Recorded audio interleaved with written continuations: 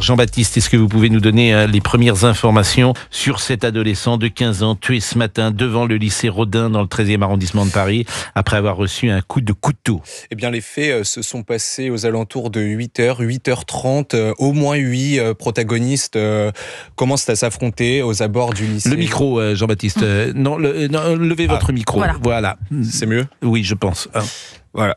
Donc il est environ 8h, 8h30. Plusieurs protagonistes, au moins 8, s'affrontent aux abords du lycée Rodin. Un couteau est brandi par un individu qui poignarde un jeune de 15 ans, un jeune qui tombe directement au sol en arrêt cardio-respiratoire. Il est transporté à l'hôpital de la Salpêtrière où il meurt aux alentours de 9h. Est-ce qu'on sait les conditions de cette bagarre, de cette rixe? Moi, je n'aime pas tellement le mot rixe quand je l'entends, mais... Alors on a contacté le parquet, il s'agirait d'une rixe entre bonnes rivales, des jeunes, des mineurs qui ont l'habitude de s'affronter malheureusement dans ce quartier du 13e arrondissement avec des antécédents. On peut le rappeler, c'était en septembre dernier, un autre jeune est mort, c'était entre le quartier de Glacière et l'Amiral Boucher, des bandes rivales. Un jeune avait pris un coup de couteau dans la cuisse, il était mort des suites de ses blessures. Donc voilà, ça s'inscrit dans ce contexte-là de violence entre jeunes de bandes rivales. Et l'auteur du coup de couteau a été interpellé? Non, il n'est pas interpellé, il est en fuite. On sait qu'il a lâché son couteau dans la cour de l'établissement scolaire, du lycée Rodin à proximité. Il est actuellement recherché. Il a été identifié? Ça, pour l'instant, on ne sait pas. Est-ce qu'on sait qui il est? Est-ce qu'il y a des témoignages? Sans doute que des témoignages, la police va pouvoir faire son enquête assez rapidement et on imagine qu'il est en fuite, il est identifié, on ne sait pas non plus l'âge qu'il a. C'est ça, on ne sait pour l'instant rien. La police le recherche activement. Il y a des caméras de vidéosurveillance à proximité. On n'est pas loin du métro Glacière Corvisart, sous la ligne 6.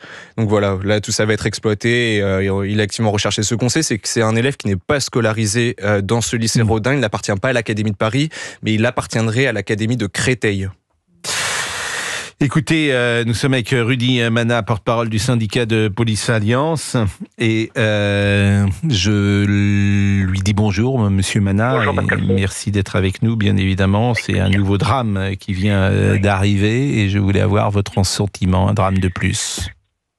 Comme vous dites, cher Pascal, un drame de plus. On a encore affaire à une bagarre entre jeunes délinquants de cité Glacière et cité Mouchet, ça a été précisé. On en est à la 8e depuis le mois de mai et on a affaire à des individus probablement assez jeunes puisque la victime aurait 15 ans, à des individus qui n'ont aucune foi, aucune loi et qui se promènent avec des couteaux et des gaz lacrymogènes pour s'en prendre à d'autres individus. Et en l'occurrence, ce matin, la victime aurait pris des coups de couteau. Alors apparemment, il aurait même des blessures à la tête qui auraient provoqué sa mort 45 minutes après, malgré l'arrivée rapide des forces de police et des secours sur place. Alors que dire, Pascal, face à ça? On va encore parler d'ultra-violence, on va encore parler de jeunes qui ont en dessous de 16 ans et qu'on ne peut pas condamner. On va toujours faire la même rengaine et pourtant, nous, avec Alliance, ça fait longtemps que l'on dit que la majorité pénale doit être abaissée, qu'il faut traiter plus durement les jeunes qui ont des couteaux dans les rues, parce qu'il faut le dire de manière très claire, tous ces jeunes-là ont des couteaux dans les rues. Et que vous en parliez aussi tout à l'heure, il faut des sanctions pénales extrêmement dures contre ces individus. Il faut qu'on donne un exemple. Il y en a marre de pleurer des morts. Il y en a marre de dire que le gamin qui l'a tué à 15 ans, alors on ne sait pas du tout, pour répondre à vos questions, on va le trouver très très vite. Je vous assure que les services de police sont tous dessus. On va identifier très vite et trouver très rapidement l'auteur de ce coup de couteau. Mais il y en a marre aujourd'hui de pleurer nos morts. Ça suffit. On a vu hier cette histoire abominable avec cette jeune fille pour un téléphone portable, 40 coups de couteau. D'abord, il y a la généralisation du couteau. Ça, c'est quand même, je sais pas. Je vous assure, je sais pas ce qu'il faut faire, Rudy Mana. Je sais pas ce qu'il faut faire. Je suis démuni. Quand je vois également, et c'est encore un autre sujet, que cet après-midi, des hommes qui ont tabassé des policiers qui n'étaient pas en service comparaissent libres devant le tribunal de Nice. Comment est-ce possible? C'est-à-dire que tous ces signaux de faiblesse qui sont envoyés à la société française. Ah mais vous savez, nous les policiers, on est scandalisés. Je vous entendais ce matin à votre émission à CNews, vous parliez de mettre 10 ans. Mais vous savez, nous avec Alliance, on parle des peines minimum. Mais vous savez, Pascal, si on parle de ça, on ne dit pas ça parce que ça nous fait plaisir de parler de ça. On ne dit pas ça parce qu'on veut faire de la surenchère. On dit ça parce qu'on voit beaucoup trop des policiers, des pompiers, des infirmières agressées avec des individus qui n'ont pas de sanction pénale. Si on demande des peines minimum, c'est qu'il faut qu'obligatoirement ces individus, ils aillent en prison. Ils savent que s'ils touchent le cheveu d'un policier, d'une infirmière, d'un médecin ou d'un pompier, ils vont au tronc. Et aujourd'hui, c'est pas le cas. Donc restez avec nous, parce qu'Antoine Bienvaux, qui est reporter d'Europe 1, est aux abords du lycée. Je ne sais pas s'il est là, mais en tout cas, il sera là dans quelques instants. On va laisser passer une première page de publicité, une page en couleur. On est le mardi 17 décembre, je vous assure, on est à 8 jours de Noël. On aimerait vraiment pouvoir parler d'autre chose. Il y a quand même une famille ce matin qui a vu pour la dernière fois son fils partir et qui ne le reverra jamais vivant. C'est ça la réalité de ce pays. Vous avez une jeune fille qui s'appelle Inès, qui est une adolescente qui a été tuée de plusieurs dizaines de coups de couteau alors qu'elle se défendait du vol de son portable. Elle avait pris contact avec son agresseur via Snapchat. C'était vendredi dernier, elle avait 15 ans. Elle retrouve un garçon avec qui elle échangeait sur le réseau social. Le garçon avait préparé le rendez-vous.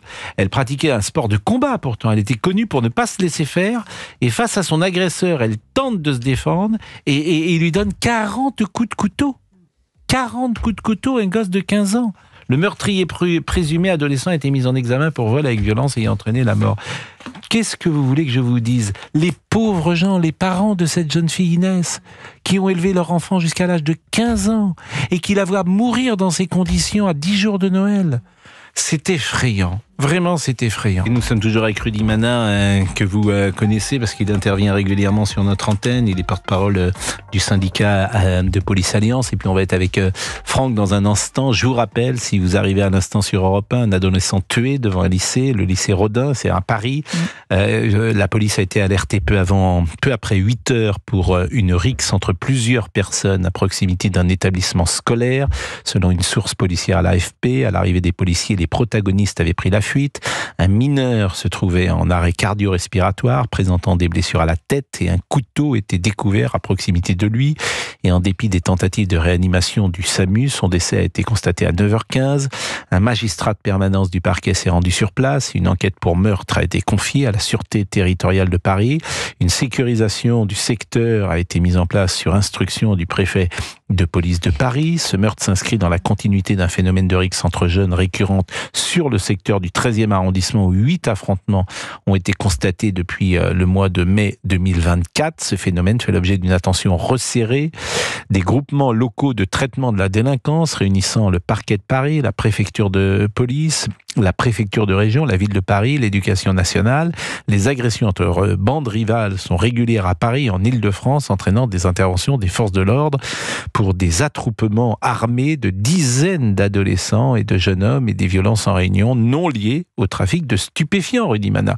C'est-à-dire que vous avez ces bandes qui, dans le 13e arrondissement, alors je ne sais pas si précisément vous connaissez la situation du 13e arrondissement, vous êtes plus sur la ville de Marseille, un expert de la ville de Marseille, Rudy Mana, et est-ce que vous pouvez nous apporter des précisions concernant la sociologie peut-être de ces bandes, l'âge de ces bandes, comment elles fonctionnent et au nom de quoi s'affrontent-elles? Pourquoi est-ce qu'elles s'affrontent? Puis si ce n'est pas des guerres de stupéfiants?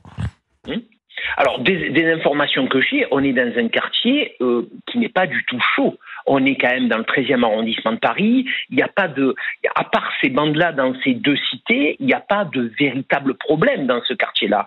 Alors, comment elles sont structurées? C'est souvent des jeunes individus, très très très souvent mineurs, qui constituent des gangs pour un désir d'appartenance. En fait, comme ils sont très souvent déscolarisés, ou que ce sont des mineurs non accompagnés, ces fameux mineurs qui arrivent de pays étrangers, qui sont laissés à l'abandon et qui sont dans nos rues, dans toutes les grandes villes de France, ils appartiennent à ces bandes, ils appartiennent à ces gangs, comme on peut le voir en Amérique du Sud, et ils ont l'impression d'avoir une appartenance à une société parallèle, à une bande parallèle, à une gang parallèle, et du coup, ils ne respectent que les lois de cette bande. Et pour se faire respecter, ils aiment affronter, c'est terrible ce que je vous dis Pascal, mais c'est une réalité, ils aiment affronter d'autres bandes qui eux aussi se sont constituées parce qu'ils sont en manque de repères, parce qu'ils sont déscolarisés et parce qu'ils n'ont rien d'autre à foutre de la journée que ce genre de choses. Donc ils s'affrontent pour des territoires, pour des motifs totalement futiles, pour un regard entre les uns et les autres. On en est là aujourd'hui, c'est des phénomènes de bandes qui n'ont pas lieu qu'en région parisienne, ils ont lieu partout en France et malheureusement on a du mal à lutter contre ça parce que les lois ne nous permettent pas de lutter efficacement contre ces jeunes de 14-15 ans. Le 13e arrondissement, c'est un arrondissement, Géraldine, que vous connaissez bien ? Tout à fait. Ma fille est scolarisée à quelques mètres du lycée Rodin. J'habite juste à côté. C'est un arrondissement, j'y ai travaillé pendant quelques années, très agréable, et qui a changé dans le bon sens. Donc c'est très étonnant et ça fait très peur. Alors évidemment, ce matin, contredit ce que vous dites, mais c'est vrai que, comme le disait Rudy Mana, ce n'est pas un arrondissement réputé pour une grande violence. Il n'est pas, pour reprendre le mot de Rudy Mana, particulièrement chaud. Franck est avec nous, qui est chauffeur. Bonjour Franck. Bonjour. Merci d'être avec nous. Pascal. Vous nous appelez d'où ? Alors moi, de la région parisienne, des Hauts-de-Seine, comme vous le savez, je suis un ancien policier, c'est pas la première fois que j'interviens dans votre émission. Et en plus, j'ai vécu dans le 13e, donc je connais particulièrement tout le secteur Olympiade, etc. Pour avoir vécu dans le 13e, pour moi, c'est l'un des départements, d'arrondissement, qui craint le moins dans Paris. Ce qui s'est passé, ça n'a rien à voir avec la communauté chinoise qui est très présente dans cet arrondissement. Et encore une fois, on y voit que il y a eu encore un enfant qui a été tué par un coup de couteau. Et comme d'habitude, c'est toujours par c'est exactement les mêmes individus. Ils veulent faire exactement comme les grands. Là, pardonnez-moi, on ne sait pas. J'ai pas encore de précision. Si vous sous-entendez que, ouais, bien sûr, parce que Pascal, que ce sont des rivales et pourquoi pas des conflits ethniques. Ça, je peux pas vous donner la réponse à ça. Mais moi, je le sais déjà, et les auditeurs, ils le savent. Les auditeurs ils savent très bien. À un moment donné, faut nommer un chat, Pascal. Et de toutes les manières, faut savoir que toute cette société, elle est gangrénée par ces voyous qui aujourd'hui n'ont plus peur de sortir les mains vides. Moi qui suis un ancien policier, je vous le garantis qu'aujourd'hui, ce n'est plus du tout la même génération d'il y a 10 ans ou d'il y a 20 ans. Oui, nous sommes d'accord. Cette génération est encore plus dangereuse parce que la justice ne fait pas son travail. Cette personne qui est mineure, elle va être interpellée dans les prochaines 48 heures ou va se livrer à la police. Dans les prochaines 48 heures, vous allez voir que c'est vous qui allez me rappeler pour me dire que j'avais raison. Et vous allez voir qu'il va être mis en garde à vue. Et ensuite, il va ressortir, il va être mis en examen, il va ressortir libre. Parce que, en plus de ça, pour lui, ça sera comme un trophée. Quand il y a un homicide, je demande à Rudy Mana, homicide d'un jeune de 15 ans, généralement, il est emprisonné, Rudy Mana. Alors, oui, là, très clairement. Alors, il sera emprisonné. De ce que dit l'auditeur, bien évidemment, il a raison. Mais là, sur un homicide, s'il est identifié comme étant l'auteur de cet homicide, je serais extrêmement surpris qu'il soit libéré. Non, il va être placé alors dans ces prisons pour mineurs, etc. Mais il va être incarcéré, c'est une certitude. On parle d'un homicide. On parle d'un gamin de 15 ans qui est décédé, quoi. Donc là-dessus, je suis à 100% sûr qu'il va être incarcéré si on a la certitude absolue, si les preuves sont à donner. Comme quoi c'est bien l'auteur de ce coup de couteau. Nous sommes avec Antoine Bienvaux, qui est reporter à Europe aux abords du lycée. Antoine, j'imagine la sidération, la consternation, la tristesse et peut-être la colère également des habitants du 13e arrondissement. Est-ce que vous avez des informations à nous donner ? Est-ce que le lycée, par exemple, est fermé, Antoine ? Bonjour. Bonjour Pascal. Alors pour l'instant je me trouve dans la rue Corvisart à une cinquantaine de mètres du lycée Rodin qui est protégé par un important dispositif de sécurité. Vous vous en doutez, ce qu'on sait en ayant pu échanger avec quelques riverains, c'est que l'agression se serait produite devant les grilles du lycée un petit peu avant 8h. Le jeune homme aurait pris la fuite blessé et se serait effondré une cinquantaine de mètres plus loin, à quelques mètres de là où je me trouve. Pas plus de précision pour l'instant sur les motifs de cette agression, mais en tout cas cas, le quartier est entièrement bouclé. On a pu voir quelques élèves témoins de cette agression qui ont été escortés par la police pour être d'abord confinés dans un café juste à côté et puis emmenés, escortés par des camions de CRS sans doute pour les emmener au commissariat. Impossible évidemment d'échanger avec eux. On a pu voir leur regard assez marqué, leur visage fermé. Ici dans le quartier, c'est vrai qu'on ne comprend pas. C'est un lycée qui est plutôt habituellement calme. Les riverains s'arrêtent devant, le regard sidéré, en nous demandant souvent ce qu'il s'est passé, mais beaucoup n'ont pas d'informations et sont surtout dans l'incompréhension. Comment un tel drame a-t-il pu se produire dans cette rue Corvisart devant ce lycée Rodin habituellement calme? Parmi les témoins peut-être que vous avez rencontrés, lorsqu'on parle de bande rivale, est-ce qu'ils vous ont dit s'il y avait 10 personnes, 20 personnes, 50 personnes qui s'affrontaient? C'est pas ce qui est revenu et d'ailleurs la notion de bande n'est pas revenue ici. Certains jeunes d'un autre lycée qui est juste à côté, à une cinquantaine de mètres, m'ont dit qu'il y avait parfois quelques bagarres et c'est vrai que pour tout vous dire, j'ai été moi-même dans ce lycée scolarisé il y a 10 ans. C'est vrai qu'il y a eu dans le passé, c'est tout à fait étonnant, Antoine, que vous reveniez précisément. Mais donc la thèse de la bande n'est pas forcément avérée. Peut-être était-ce simplement un petit groupe d'individus et pas forcément deux bandes qui se sont affrontées. C'est ça que je comprends à travers ce que vous me dites? Selon les riverains, en tout cas, ils n'ont pas vu une agitation massive de bandes qui s'affrontaient. D'ailleurs, la tour, il y a une grande tour juste à côté du lycée où résident plein de Parisiens, a été fouillée par les pompiers. Les habitants leur ont demandé s'ils avaient entendu des choses, mais beaucoup d'entre eux n'ont rien vu, rien entendu, car les faits se sont produits au petit matin. Il n'y a pas eu une grande agitation au moment de l'agression devant le lycée. Merci Antoine, parce que vous êtes extrêmement précis et j'imagine que vous allez pouvoir recueillir, et nous sommes évidemment à l'antenne jusqu'à 11h, et puis après ce sera jusqu'à 13h et après ce sera Céline Géraud. Donc si vous pouvez recueillir un témoignage d'un riverain qui nous rapporte comment ça s'est passé. Le lycée, vous m'avez pas dit s'il est ouvert ou fermé, s'il est resté ouvert aux élèves ou pas? A priori, plusieurs élèves sont arrivés à l'entrée, ils sont repartis, ils sont a priori rentrés chez eux. On ne voit plus d'élèves sortir, donc a priori le lycée est fermé, mais je vous dis, on est assez loin car le périmètre de sécurité est vraiment très large. On a vraiment du mal à apercevoir les grilles du lycée. En tout cas, dans cette rue, il y a maintenant très peu d'élèves qui circulent, ce qui laisse vraiment penser que le lycée a fermé ses portes, ou en tout cas que les élèves sont confinés à l'intérieur. Eh bien, merci beaucoup, vraiment merci. Je pense qu'on va vous retrouver de toute façon avant 13h. Rudy Mana, que dire Rudy Mana? Que dire que nous n'ayons pas déjà dit? C'est ça la difficulté de ces sujets-là. Parce et à chaque fois, je conclue d'ailleurs mes interviews de la même manière, mes entretiens avec vous de la même manière. J'ai l'impression qu'on va faire ça jusqu'à la nuit des temps. Mais c'est bien ça le problème. Que dire que nous n'avons pas dit, que nous répétons inlassablement. C'est bien ça le problème aujourd'hui. C'est que inlassablement, on est en train de parler de faits que nous dénonçons depuis de nombreuses années avec ces mineurs isolés, avec cette délinquance des mineurs qui n'est pas traitée à la hauteur où elle devrait l'être, avec ces peines minimums qui ne sont pas appliquées pour les agresseurs de policiers, de gendarmes, d'infirmiers, de professeurs, avec toutes ces difficultés qu'on a en France. On en parle depuis moult mois, moult années, et pas un seul homme ou femme politique n'a le courage de le mettre en application. Et on voit tous les jours notre pays qui est victime de jeunes qui meurent sous les coups de couteau, sous les coups d'armes à feu, et on ne fait pas grand-chose face à ça.